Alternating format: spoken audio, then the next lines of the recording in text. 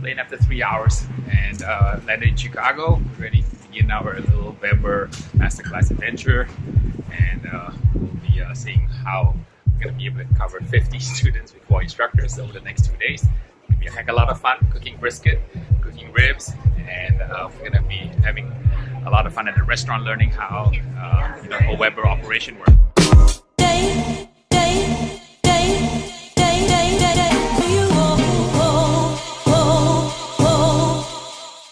Alright, safe on the car shuttle. So head on to Enterprise to collect our car. And let's head on to Chicago, get some pizza, maybe some hot dog, and check out the city. So here's the famous Lou Malnati's pizzeria in Schaumburg. Everybody tells me that Lou Malnati's is one of the best deep dish Chicago pizzas around, and we're gonna check it out. Okay, I'm here at the world famous Lou Malnati pizza place. So the waitress told me to order the Malnati Chicago Classic. So we'll give it a shot and see. It's supposedly authentic Chicago, and I'm gonna give it a shot, try it out, and gotta wait 35 minutes. So I guess I have to amuse myself for 35 minutes while waiting for the food to come. It's beautiful and sunny outside. Had a safe flight to Chicago, and I'm really looking forward to spending a couple of days with Weber and 50 eager students who want to learn how to cook barbecue. I think we're going to have a pretty ambitious calendar and schedule. We're going to be cooking brisket, pork shoulder, and ribs. And there'll be speeches and educational presentations by some of the experts in the meat industry and the restaurant industry. We're going to be having it at the Weber restaurant. So I was really looking forward to hanging out with my buddy Kevin Coleman from Weber, as well as Dustin, the executive chef. So when the pizza comes, we'll see how it looks like. See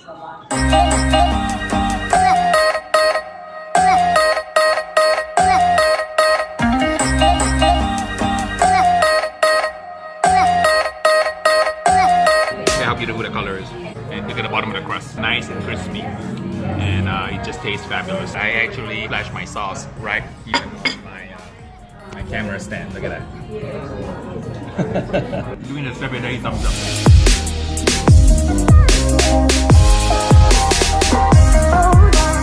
Hey, how's it going? So let me try your one dog special. You got it, sir. What was your name, sir? Jim. Jim, I'm Harry. How are you? Okay. You're from where?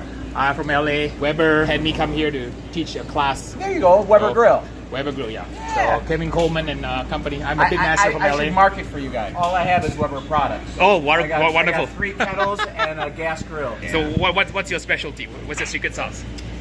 There is no secret sauce, but Okay. high quality ingredients. High quality ingredients. High quality ingredients, and everything is fresh. Nothing's frozen here. So I'm from LA, and they tell me that the true Chicago dog has your signature fluorescent green pickle Relish, right? Pickle Pickle relish, right? And it's got to have celery salt, right? Celery salt, and then mustard, mustard, onions, and it can't be just any mustard. It's got to be like the yellow inexpensive one. French's. No hoity-toity mustard, right? No. The more expensive, the worse it gets. The worse it gets. Okay, cool. All right, so here's my Chicago dog special. It's got all the hallmark signature items here. I got my tomato. I got my fluorescent green relish here, which is mandatory.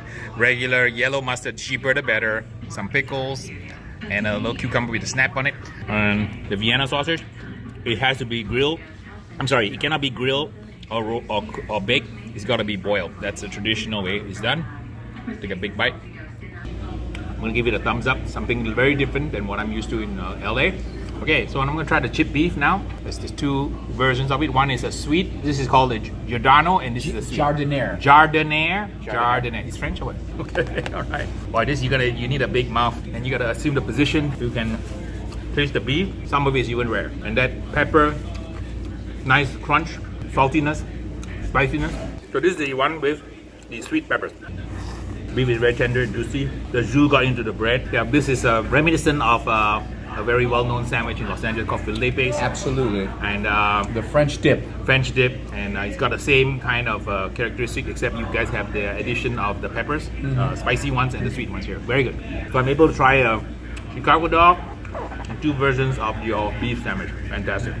Thumbs up. Well, we're finally here at the Weber Grill Restaurant in Schaumburg, Illinois. It's really a life-sized Weber kettle that's right in front of the restaurant. I'm gonna go in and do a kind of a meet and greet. And we got our familiar 18s and 22s lined up, ready to go. I guess this is where the class is gonna be held. And we've got 6 grills and 4 instructors, so it'll be one hell of a weekend here. I'm flying high, but I've got a feeling I'm falling for nobody else but you. You caught my eye, and I've got a feeling I'm falling. Show me the ring and I'll jump right through. Alright, the fun is about to start here. We're gonna be trimming 10 briskets, and we're gonna use it for the class tomorrow for a tasting session. So it's gonna be a select, a choice, and a prime, and a wagyu. So the students are gonna be able to taste 4 kinds of cuts of brisket, all cooked identically the same wood, same technique, same temperature. So we'll see what happens here. I'm flying high, but I've got a feeling I'm falling for nobody else but you.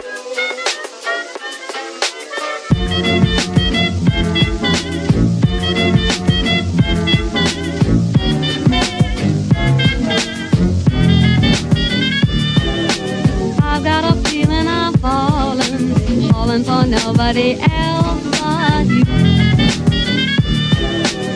Now this is just like whoever wins gets to wear it for the rest of the day and kind of pimp the belt out. 60 people are going to be brought up into 4 groups. They're going to season, cook their own briskets. Tomorrow's the blind. Wow. And last year we were top. So no pressure, but I'm on this guy's team. So I have no idea what he's going to do. I'm just going to follow Kevin. He's my star student. So if we don't win, it's not going to be because of this Pitmaster. Yeah, it's going to be it's going to be my fault if he doesn't win. So I'm in deep trouble as it is. And there's a lot of superficial stuff on here, like right here.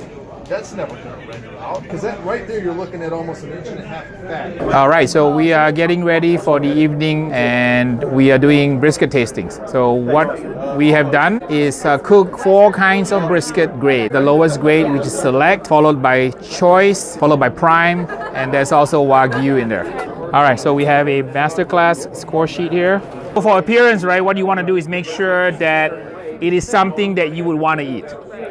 So the mindset is, if you are walking into a buffet line and you see different brisket samples, you ask yourself mentally, which one do you think you want to eat? When you are judging taste, remember there are 8,000 taste buds in your mouth. Your brain needs a few milliseconds to process the taste. So before you write the taste score down, just chew it a little bit before you swallow. For tenderness, what you want to try to do is pick up the brisket. If it breaks apart, that's pretty tender. You don't want it to be too tender that when you pull it apart, it falls apart, okay? So you want to have a slight tug, and that's good. Yeah, it's called a smoke ring. How do you do that? The smoke ring is a chemical reaction.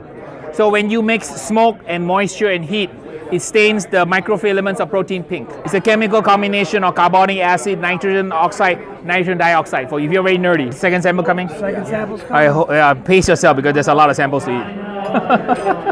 When you cook at home, right, you are allowed to season after you cook. Can that make sense? So we say win or lose a contest is right here before you serve. And you know what's funny is I never ever use barbecue sauce, and yet so many people want barbecue sauce. Yeah. I don't ever. Yeah, in competition we have to sauce it because in California that's what wins. That's what they want. So when I cook Texas, I had to decide go big or go home.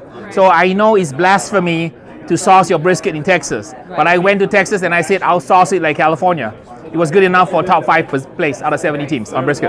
I'm out here tending the pits. I have my brisket for the contest in this 22. Kevin has his back there in the other 18.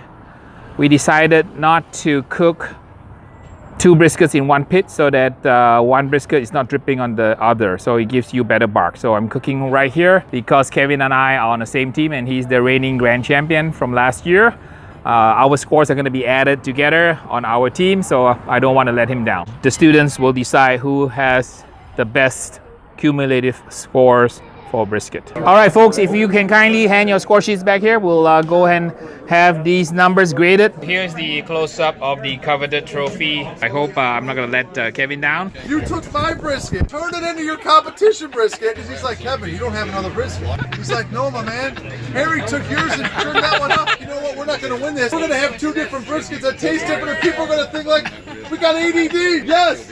all pecan. Oh, I couldn't find the pecan. No wonder you use all the pecans. It's got apple, wood, and hickory. I got hickory and apple. All right. You've single-handedly taken my belt away from Ah, okay.